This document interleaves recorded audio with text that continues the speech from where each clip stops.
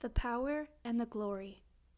One of the books I remember rereading was The Power and the Glory by Graham Greene. Graham Greene was an interesting choice. I had studied the writer while doing an MA at Leeds University. I don't know why I took that module. I didn't really know anything about Graham Greene. I knew about Brighton Rock, but I'd never read it. I'd also heard once that he'd lived in Nottinghamshire and hated it. I had lived in Nottinghamshire and, at the time, had often hated it too. Maybe that was the reason. For the first few weeks, I thought it was a major mistake. I was the only person who'd taken the module, and the tutor hated me. I don't know if hate is the word, but he certainly didn't like me. He was a Catholic, always dressed formally, and spoke to me with delicate disdain. Those hours were long, and had all the relaxed and casual joy of a trip to the doctor's for a testicular inspection. Often, I must have stank of beer, as I would always drink a can or two on the train journey to Leeds, from Hull, where Andrea and I were still living. At the end of the module, I wrote the best essay I had ever written and was given a 69%, one shy of a distinction. I took it as a personal insult. Anyway, I loved Graham Greene. His works were filled with a discomfort I related to. There were all kinds of discomforts on offer. Discomforts of guilt, sex, Catholicism, unreunited love, forbidden lust, tropical heat, politics, war. Everything was uncomfortable, except the prose. I loved the way he wrote. I loved the way he'd compare a solid thing to something abstract. Quote, "He drank the brandy down like damnation," end quote.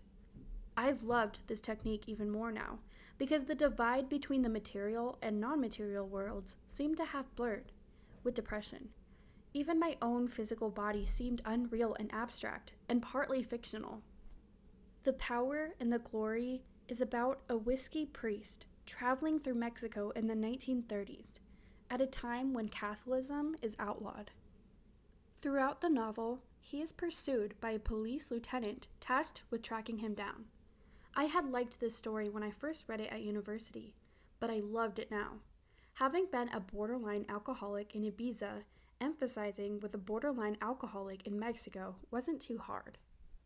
It is a dark, intense book, but when you are feeling dark and intense, these are the only kind of books that can speak to you. Yet, there was an optimism too, the possibility of redemption. It is a book about the healing power of love. Hate is a lack of imagination, we are told.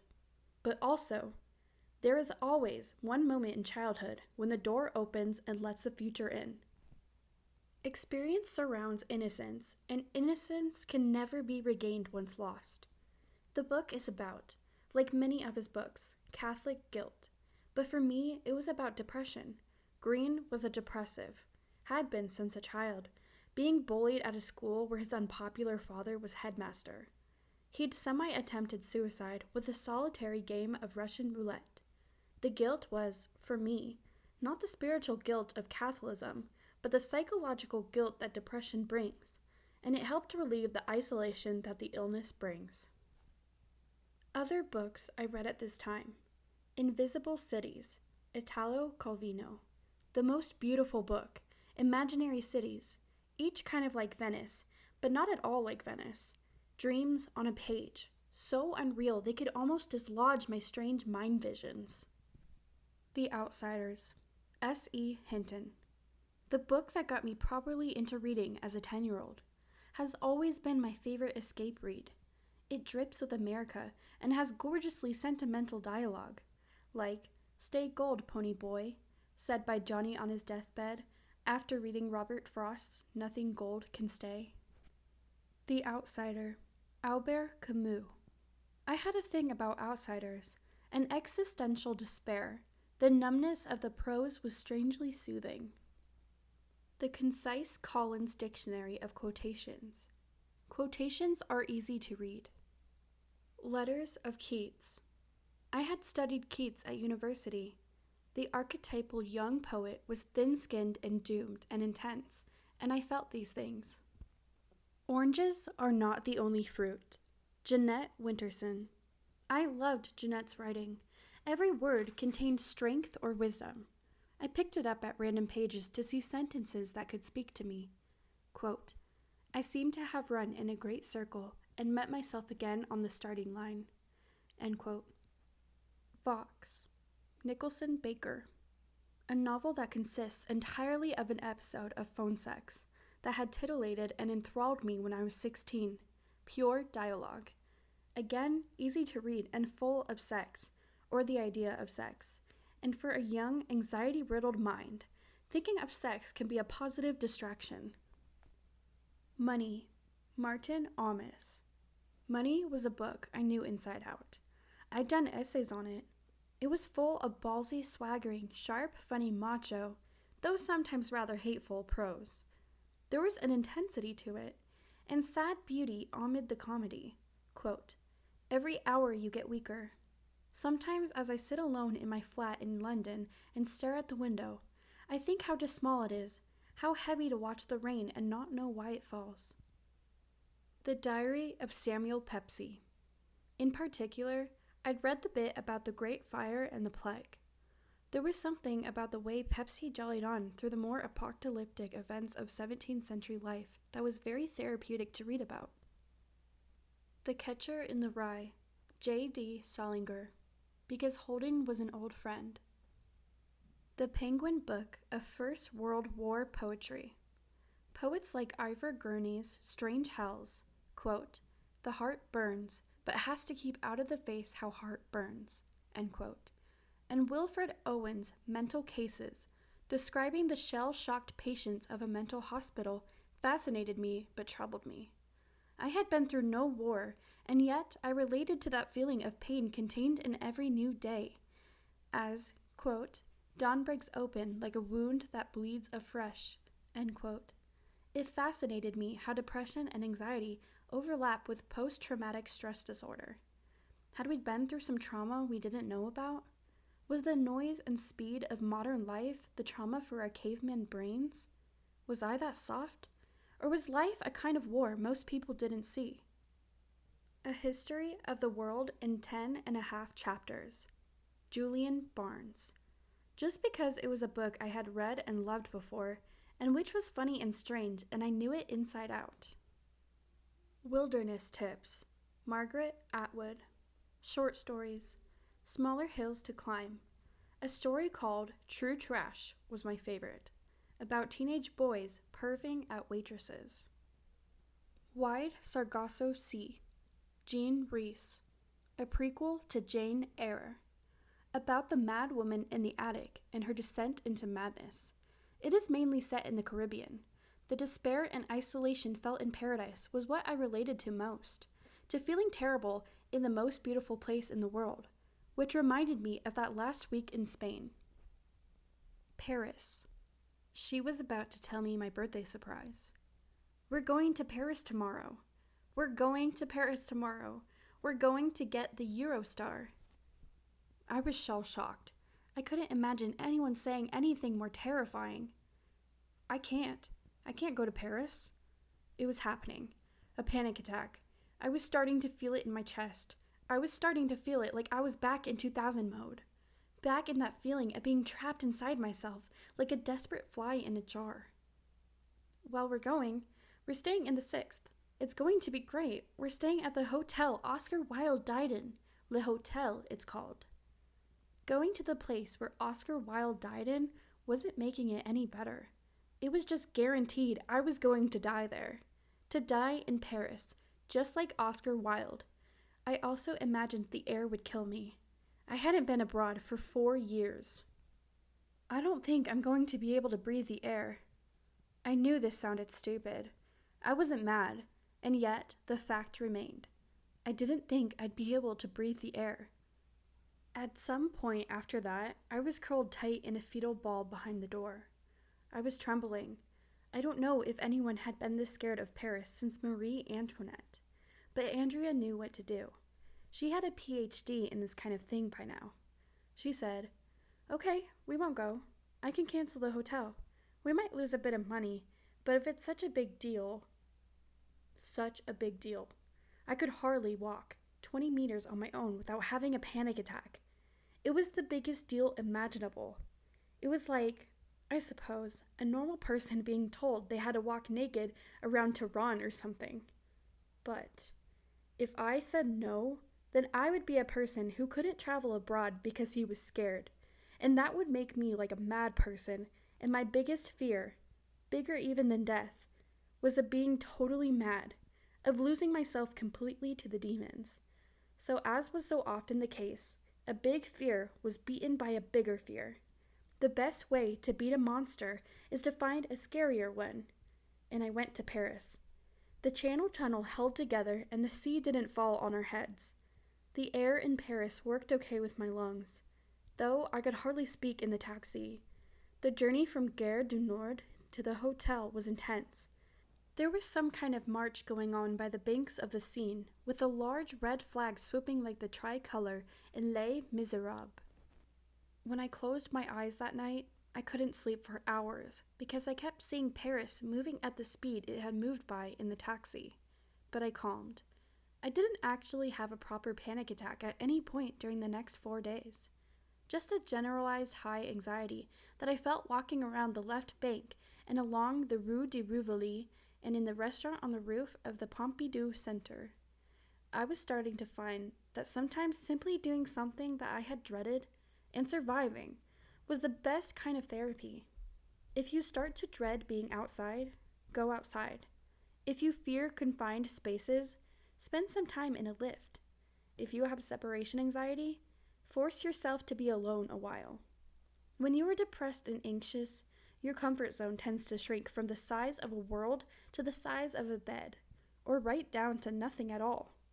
Another thing, stimulation, excitement, the kinds found in new places. Sometimes this can be terrifying, but it can also be liberating. In a familiar place, your mind focuses solely on itself. There is nothing new it needs to notice about your bedroom. No potential external threats, just internal ones. By forcing yourself into a new physical space, preferably in a different country, you end up inevitably focusing a bit more on the world outside your head. Well, that's how it worked for me, those few days in Paris. In fact, I felt more normal than I did at home, because here my general anxious awkwardness could pass quite easily for general awkward Britishness.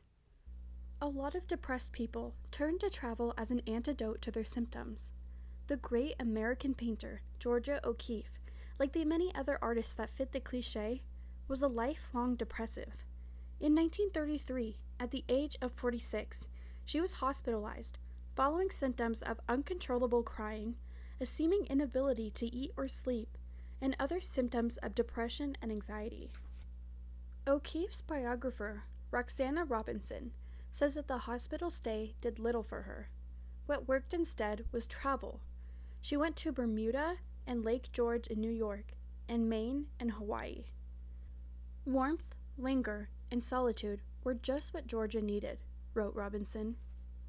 Of course, travel isn't always a solution, or even an option, but it certainly helps me when I get the chance to go away. I think more than anything, it helps give a sense of perspective. We might be stuck in our minds, but we aren't physically stuck, and unsticking ourselves from our physical location can help dislodge our unhappy mental state. Movement is the antidote to fixedness, after all, and it helps. Sometimes. Just sometimes. Travel makes one modest, said Gustave Flaubert. You see what a tiny place you occupy in the world. Such perspective can be strangely liberating, especially when you have an illness that may, on the one hand, lower self-esteem, but on the other, intensifies the trivial. I can remember, during a short depressive episode, watching Martin Scorsese's Howard Hughes biopic, The Aviator. There is a point in it where Katharine Hepburn, played rather brilliantly by Cate Blanchett, turns to Hughes, Leonardo DiCaprio, and says, "There's too much Howard Hughes in Howard Hughes." It was this intensity of the self that, in the film version of his life at least, was shown to contribute to the obsessive-compulsive disorder that would eventually imprison Hughes in a hotel room in Las Vegas. Andrea told me after that film that there was too much Matt Haig in Matt Haig. She was kind of joking, but also kind of onto something.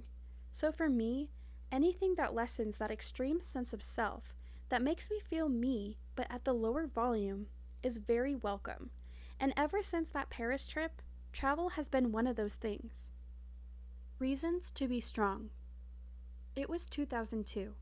I was at that point in my recovery where I was continually feeling well, but only in contrast to the much worse stuff that I'd gone before.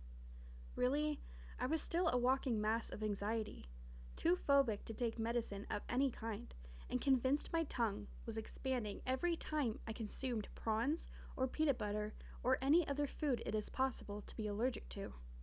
I also needed to be near Andrea.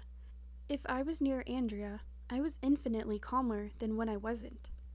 Most of the time, this didn't make me feel like a weirdo. Me and Andrea lived together and worked together in the same modest apartment. We did not really know anyone socially. Out of the two of us, I had always been the one with the drive to go out and meet other people, and that drive had gone now. But in 2002, Andrea's mother was diagnosed with ovarian cancer, and things understandably changed. We went and stayed with her parents in County Durham while Freda underwent chemotherapy. Andrea, who had spent the last 3 years fixing a depressive boyfriend, now had a mother with cancer. She cried a lot. I felt like the baton was being passed. This was my turn to be the strong one. When she first found out her mom was ill, she sat on the edge of the bed and cried like I had never seen her cry.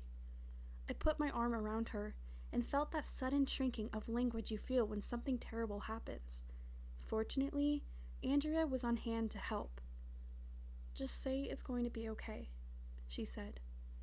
"It's going to be okay." 2 months later, I was alone in the house at my future in-laws, pleading with Andrea to go with them to the hospital. "I've got to take Mom to the hospital," she had said. "Okay, I'll come with you." "They want someone to wait and let David in." David was Andrea's brother, traveling up from London. "I can come with you." "Matt, please." "I can't do this. Separation anxiety. I'll have a panic attack." "Matt, I'm asking you. My mom's ill. I don't want to stress her out. You're being selfish." "Fuck. Shit. I'm sorry. But you don't understand. You can do this." "I won't make it.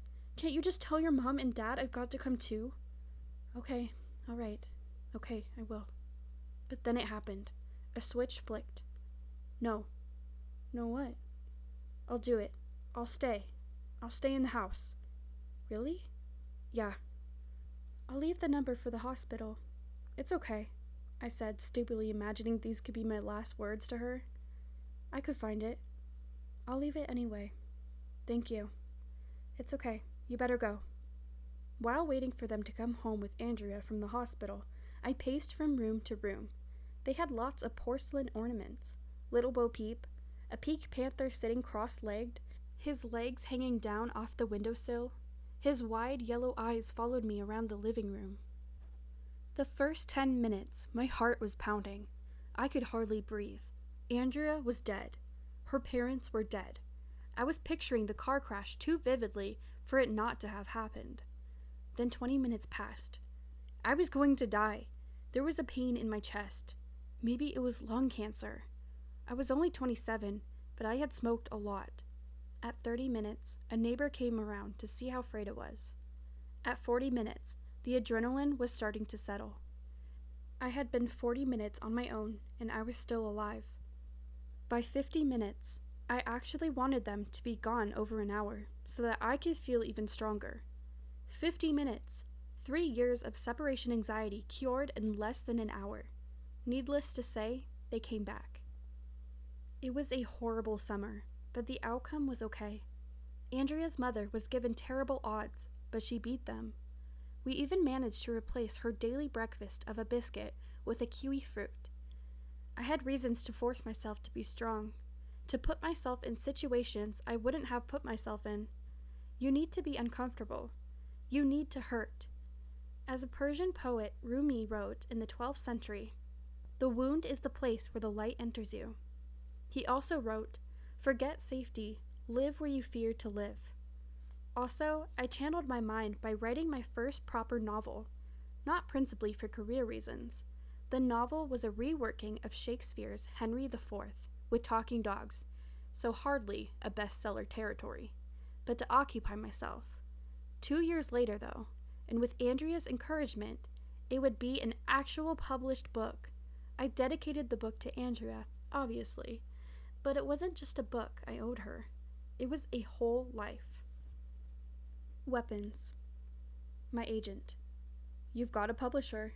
What? Just had the phone call. You are going to be a published author. What? Seriously? Seriously. This news kept me going for about 6 months. For about 6 months, my lack of self-esteem had been artificially addressed.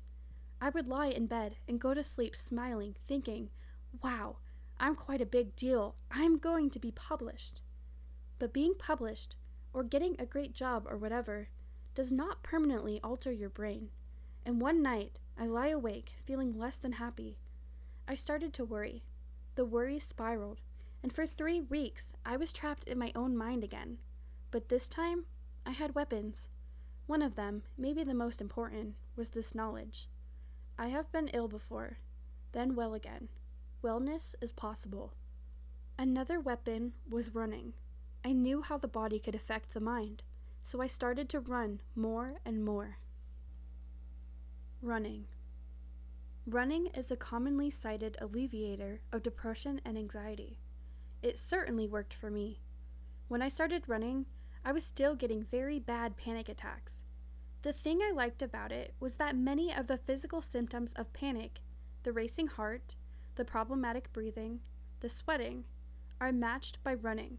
So while I was running, I wouldn't be worried about my racing heart because it had a reason to be racing. Also, it gave me something to think about. I was never exactly the fittest person in the world, so running was quite difficult. It hurt, but that effort and discomfort was a great focuser, and so I convinced myself that through training my body, I was also training my mind. It was a kind of active meditation. It also, of course, gets you fit, and getting fit is pretty much good for everything. When I became ill, I had been drinking and smoking heavily, but now I was trying to undo that damage. So every day, I would go running or do an equivalent type of cardiovascular exercise. Like Haruki Murakami, whose excellent book, What I Talk About When I Talk About Running, I would later read, I found running to be a way of clearing the fog. Quote, exerting yourself to the fullest within your individual limits, that's the essence of running. Close quote.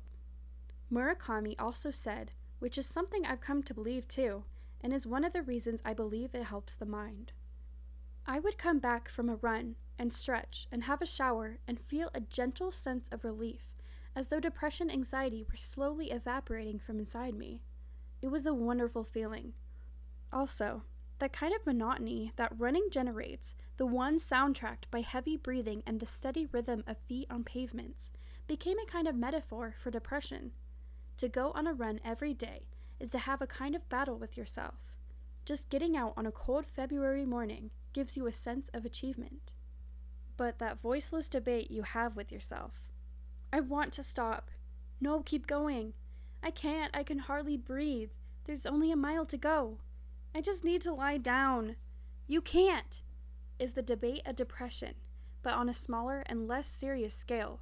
So for me, each time I forced myself out there in the cold, gray damp of a West Yorkshire morning and pushed myself to run for an hour, it gave me a little bit of depression beating power. A little bit of that, you'd better be careful with who you are messing with, spirit. It helped sometimes. Not always. It wasn't foolproof. I wasn't Zeus.